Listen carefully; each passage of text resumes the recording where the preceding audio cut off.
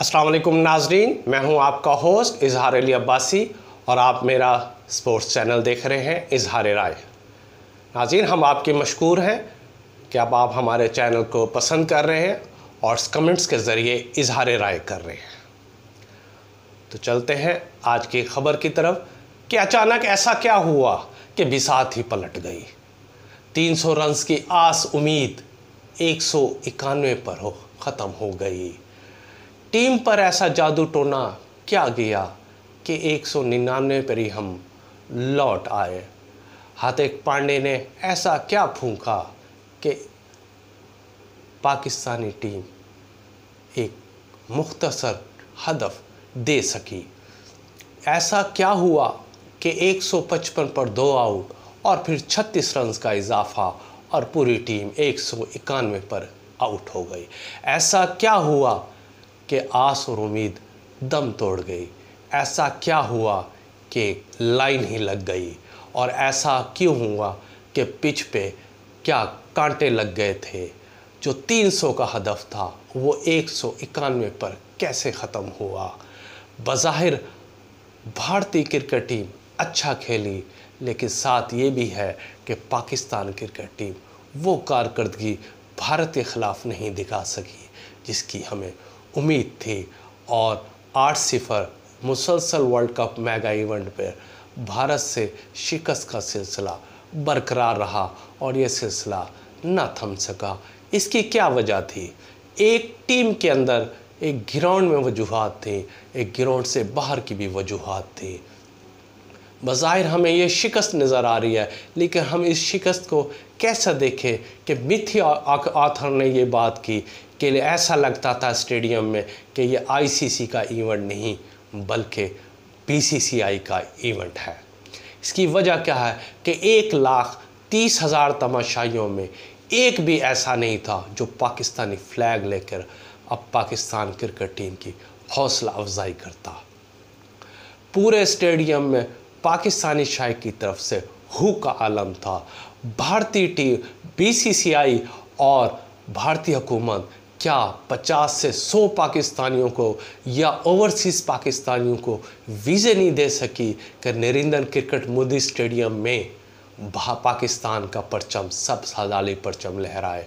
ऐसी क्या वजह थी कि हमें वीज़े नहीं दिए गए और स्टेडियम में मौजूद 1,30,000 तमाशाई भारत के मौजूद थे।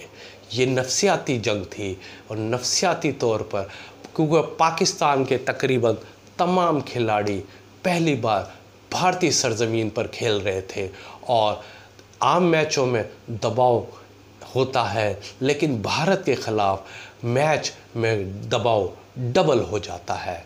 और 1,30,000 तमाशाई मौजूद हों और वहाँ आपको दाद देने वाला कोई ना हो तो इंसान के हौसले पस्त हो जाते हैं। टॉप ऑर्डर इस बार कदरे बेहतर रहा, लेकिन मिडल ऑर्डर बल्लेबाजों ने लुटिया डबो दी। हमें आने वाले वक्तों में अपनी कारकर्दगी देखनी चाहिए कि कहाँ खामी हुई, कहाँ बेहतरी की सूरत निकाल सकते हैं।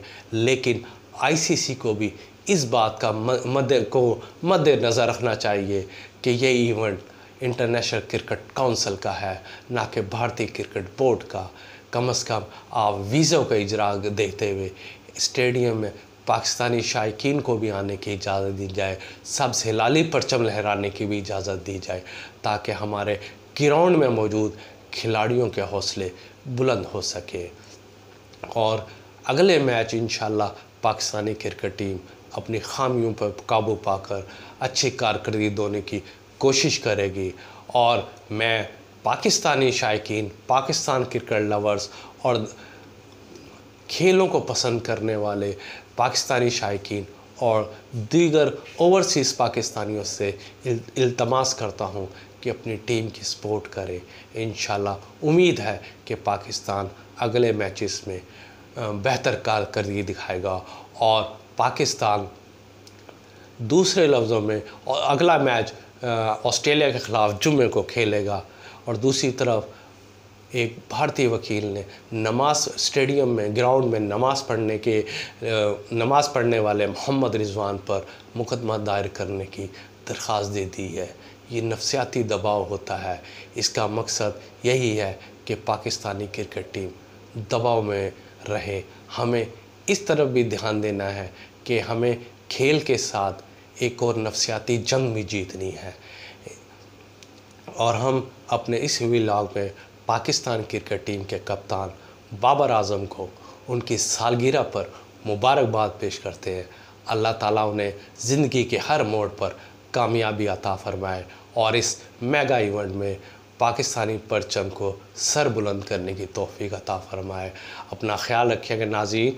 बहुत बहुत शुक्रिया। अल्लाह हाफिज़।